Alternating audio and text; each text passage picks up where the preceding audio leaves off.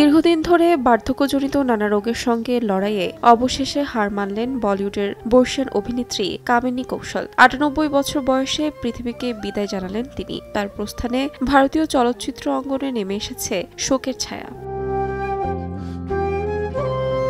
শুক্রবার পরিবারের পক্ষ থেকে অভিনেত্রীর মৃত্যুর খবরটি নিশ্চিত করা হয়। পরিবারের এই কঠিন সময়ে গোপনীয়তা বজায় রাখার অনুরোধ তাদের। এক যুগের নয়, বরং ৭ দশক জুড়ে বিস্তৃত ছিল কামিনীর সোনালী অভিনয় জগৎ। ভারতীয় সিনেমার প্রাচীনতম চলচ্চিত্র তারকাদের মধ্যে তিনি ছিলেন অন্যতম এক ব্যক্তিত্ব। নিচানগর দিয়ে যাত্রা শুরু। ১৯৪৬ সালে কান চলচ্চিত্র উৎসবের পাম ডিওর জিতে আন্তর্জাতিক স্বীকৃতিও এনে দেন সিনেমাটি।